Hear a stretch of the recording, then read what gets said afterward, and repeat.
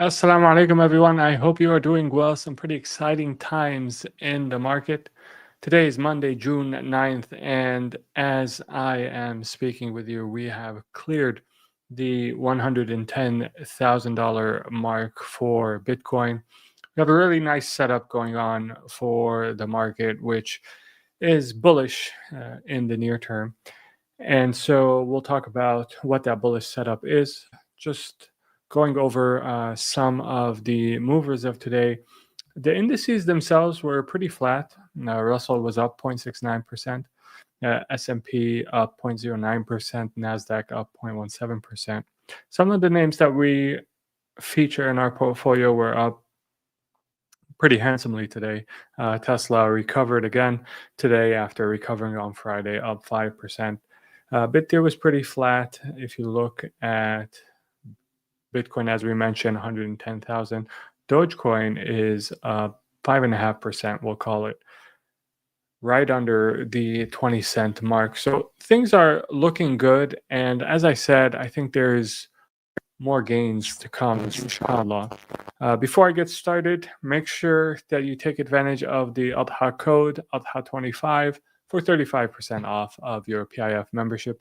Because I really didn't advertise it until a day before Eid and then we took off, I'm going to extend the promotion until this Sunday to give people an opportunity to sign up using that code. Don't miss it.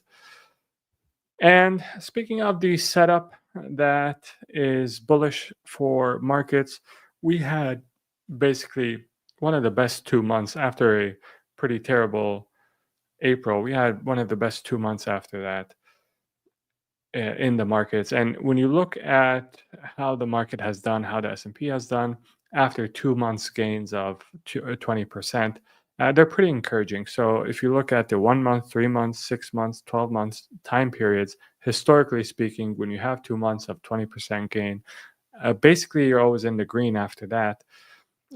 The average, at least in terms of averages, the average in 1 month is up 8.2%, in 3 months is 12%, 6 months is 16%, and in 12 months, the average gain is 30%. If we look at so the percentage positive is basically 100%. If you look at all the years, right, and compare it to the performance after a 2-month run like what we've had, you can see the percentage positive is 60% on a 1-month basis, 66% on a 3-month basis, 70% on a 6-month basis, and 73% on a 12-month basis. So our odds are better if history is anything to go by. But what you should learn from this, the 60, 66, 70, 73%, those are the odds of positive returns as the time scale is elongating. So going from 1 month to 12 months. What you should learn from that is that stocks become less and less risky the longer your investment horizon. And so really the number one advantage that anyone can take advantage of, regardless of their level of experience in the market, is to have a longer time horizon, because that increases your odds of success substantially. All right, so in addition to the 2-month that of greater than 20% return that we just experienced, if you also look at just from a seasonality perspective, we are in the midst of basically the best time of year. We're starting the best time of year basically for the percentage returns on a 4-week basis, the 4-week rate of change. And this is based on data from 1928 to 2024. You can see the rate of change is positive and increases until we're basically towards the end of July, beginning of August, and then in August, that rate of change starts to drop. Still remains positive until you get to October, where it flips negative. So we also have that technical wind in our back. But from a fundamentals perspective, earnings estimates now surpass prior highs, which is very encouraging because I am a fundamentals-based investor after all. The technicals are nice to see every now and then, but the meat and potatoes of the investment strategy is based on fundamentals. When the earnings estimates surpass previous highs, that's a very bullish signal. And who knows, maybe we get a deal between China and the United States. That would be definitely a big catalyst, not only for markets generally, but for earnings estimates as well. And BTC, we mentioned we cleared 110,000 just before going live. It is following, and I've mentioned this many times on this live, really in order to predict the cheat code, if you will, to predict where BTC is going is simply to figure out what the state of the money supply globally is, because this is a global asset. You can buy it anywhere in the world. And so if there is a lag. So if you're looking at the money supply and it's going up and maybe BTC hasn't followed, that's normal. That's par for the course. But you can be pretty confident that it will follow if history is any guide, as I like to say. And so we can see the movement of BTC as it compares to the global money supply is very, very closely bound with one another. The correlation seems to be, at least in recent history, extremely, extremely strong. So if this is anything to go by, it should feed into your FOMO and should suggest at least a BTC price that may approach 150,000 closer to the end of July, beginning of August. Now, we do get some important data points this week. Wednesday, we have the CPI report. That's basically the most important piece of data before the Fed meets in this next June 17, 18 meeting. And then the next day, we get the producer price index. So that's basically an early indicator of what CPI is going to read later. So it's important that the producer price index not be too hot. And then Friday, we get the preliminary consumer sentiment reading for June. So important data points this week that will most certainly impact the percentage or probability of a Fed rate cut in its upcoming meeting. Right now, the market is pricing in a 99.9% chance, basically a certainty that we will not get a cut in June. I happen to agree with that. And if you look out to July, the probabilities of a cut are also very small. You have to really go out to September to get basically coin toss in terms of probability between a cut of 25 basis point and no cut at all. Now, if you look at Trueflation and what it's suggesting, we have risen from our April lows in terms of inflation. But then again, the outlook for the economy has improved. So we'll see, how this reflects in the CPI reading. I wouldn't be too surprised if we got a reading that was a bit hotter than expected. I wouldn't panic in that case. We are getting some encouraging signs regarding especially housing in the United States cooling off. And that was really a major, if not the major, force behind inflation in recent memory. Speaking of inflation, new airdrop is coming for the token called USD. You may have heard of it. Trump is, in his big, beautiful bill, Trump suggests Trump accounts, basically. He liked the branding, Trump accounts, that would basically start every newborn in the United States with a $1,000 investment in that their guardians can control, which can be used for buying stocks. So $1,000 stock account. Not a bad idea. I think it's very important, especially for parents of younger children. This has more and more of an impact because the the compounding time is longer, it's very important for parents to get started investing for their children. It makes it much easier to cover their costs later in life when they go into college and have other bigger expenses. Starting saving for your children with smaller investments earlier can pay off big dividends later in their lives. So not a bad idea, but I mean it does kind of highlight the fact that this is really an inflationary currency that we are printing more and more of, and it's very imperative that you try and protect your purchasing power with an asset that is going to beat the rate of inflation. With that being said, if you'd like to protect your purchasing power by following our portfolio move for move, then do become a PIF member. I think it will pay for itself many times over. Check it out, link in the description below. With that being said, let's go to questions. Salamat Rashad, nice to see you. Eid Mubarak. Eid Mubarak, Sister Lubna. I'm worried about holding Tesla as Musk is making more enemies and now the president himself. What are your thoughts? So if it was easy, everyone would do it. And investing is never sort of in any company is never sort of clean cut. There's always things that make you nervous about a certain position.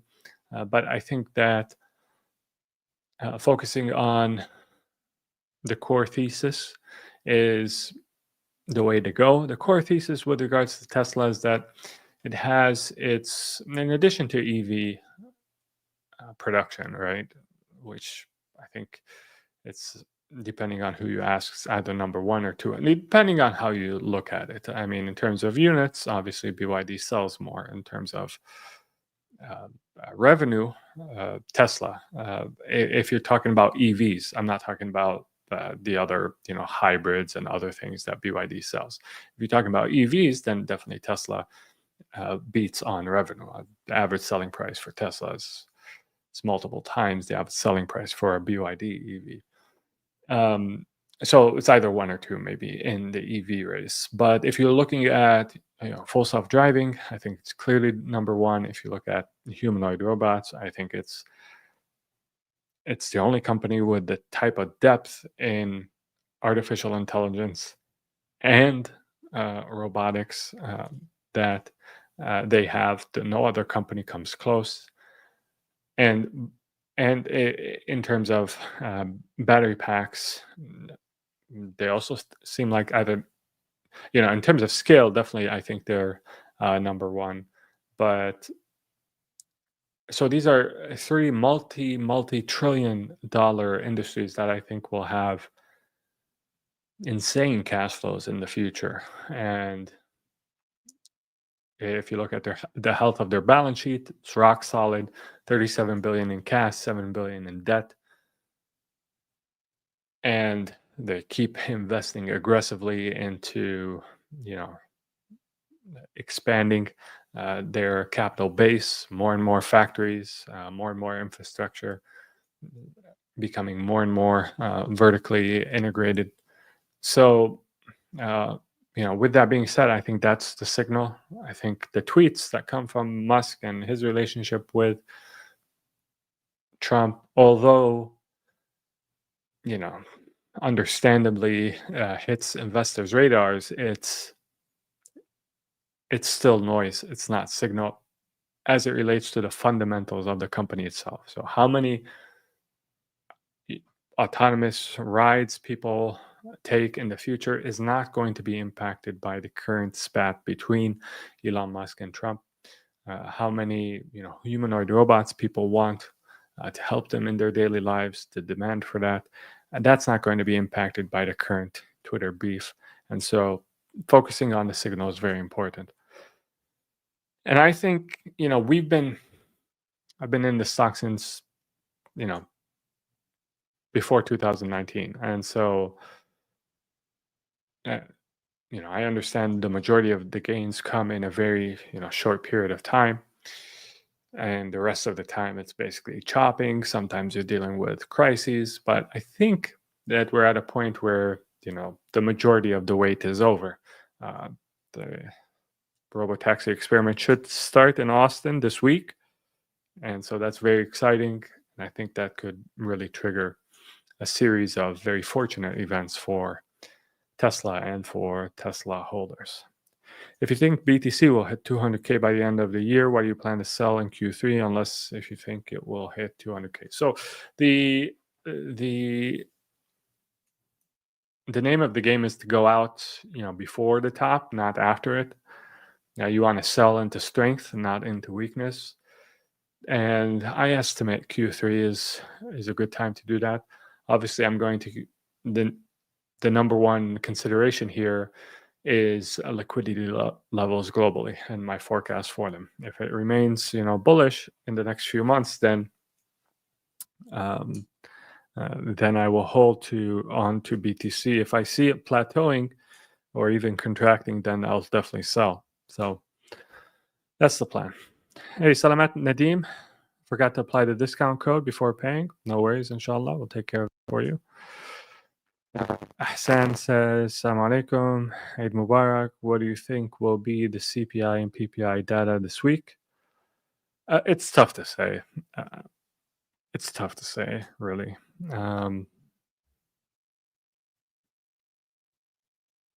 Yeah, I mean, I wouldn't be surprised if we got a bit hotter than expected CPI or PPI, but I think they'll probably be close to estimates. I won't deviate too much. I don't think there'll be a dramatic surprise, so we shall see. Hey, Salamat Adam, Kawan, Eid Mubarak to you. When is Robotaxi event? I believe it's the 12th, so 3 days here. We're on the 9th today.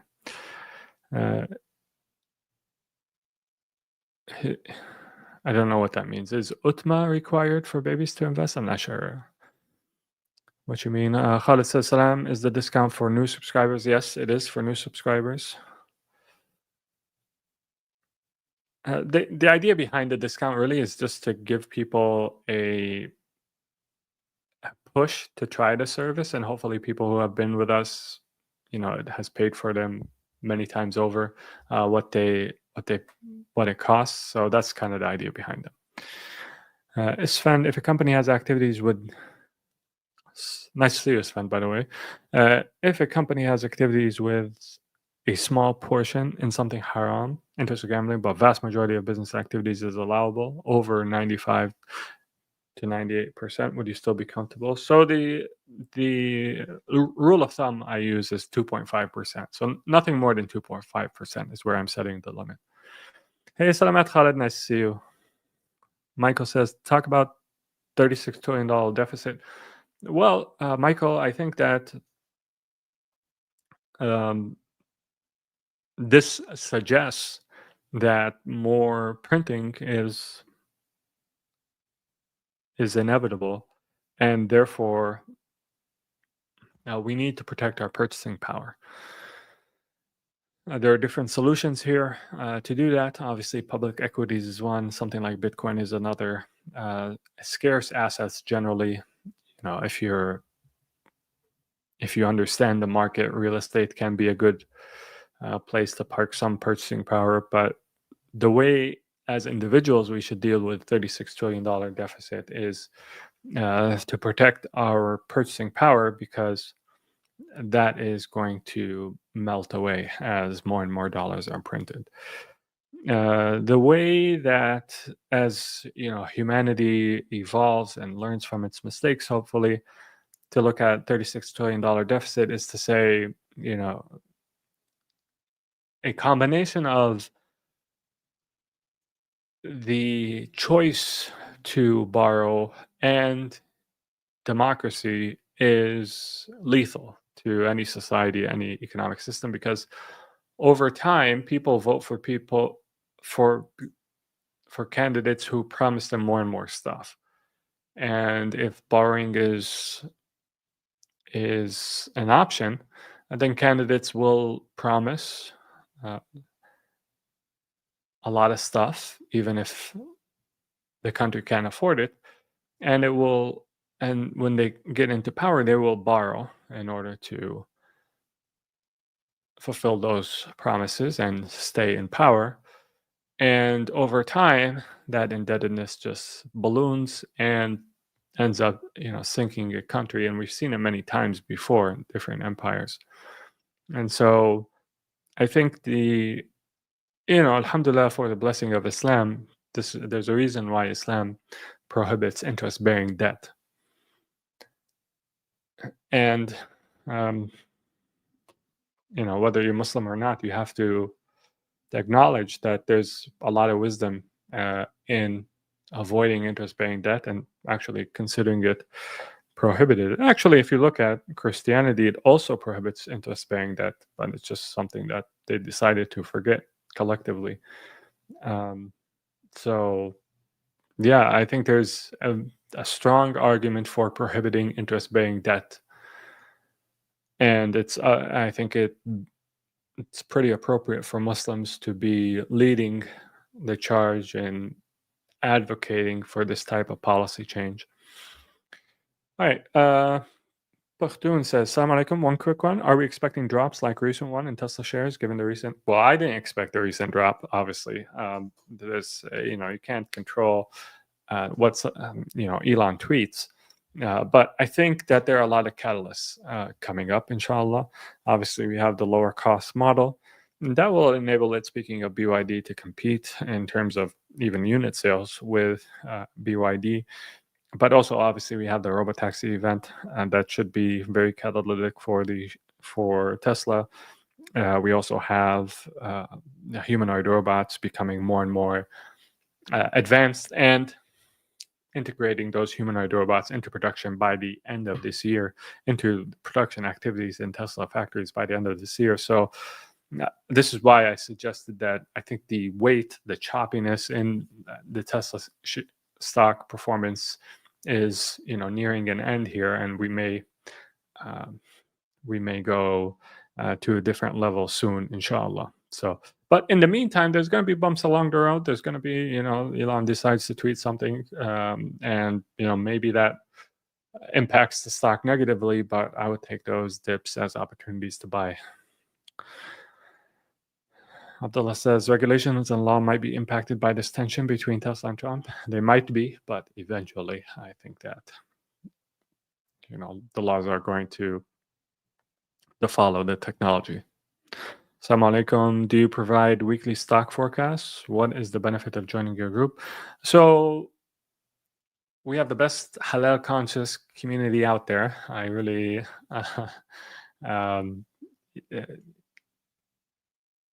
benefit a lot from our community, and enjoy their takes every day about the markets and our positions. You also get access to a portfolio that I manage for PIF, the PIF master portfolio, and you get notified move for move, trade for trade.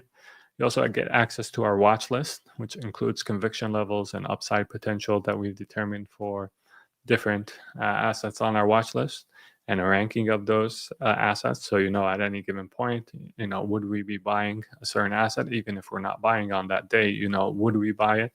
And also our conviction level in these different assets, and privileged content, including insights and deep dives into names that we don't necessarily go into on these lives. And so, yeah, I think you get basically a community of halal-conscious, very intelligent investors to give you inspiration and hopefully help you in your investing journey. I would definitely consider it if it wasn't if I wasn't already a part of it. I think it pays for itself many times over, as I mentioned. Cancellation of subsidy might hit Tesla sales. I think that I think first of all, the cancellation of subsidies for all EV makers, and so it may actually consolidate Tesla's leadership position in the market. And then also, I think that the full self-driving and its enhancements will, and perhaps people thinking about the income earning potential that owning a Tesla may provide for them if they're allowed to be robotaxis will make up for the EV subsidy going away. Why is CoreWeave so up today? I mean, isn't it up every day? Yeah, I mean, I think it's priced to perfection. I understand the thesis, but I just think it's it's priced very, very generously, and things have to go exactly right to justify this type of valuation.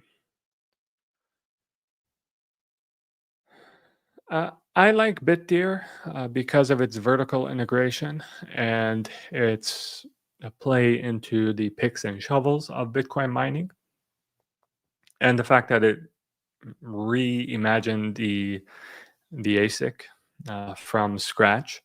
And so I think it's also one of those companies where we waited on it for a while. We still did well with it. I mean, we're still doing well, but I think it's going to have a pretty strong near and midterm and long term potential. HM says Barakallah Feek, brother. I was with PIF last year, and I can confirm it's the only halal long portfolio in the market, and it's very helpful for the Muslim community. Thank you so much for mentioning that. I really appreciate it, brother. Thank you all for tuning in. Leave a like; it really helps. And until next time, make sure to take care of yourself. And Adha Mubarak. Assalamu alaikum, and peace be upon you all.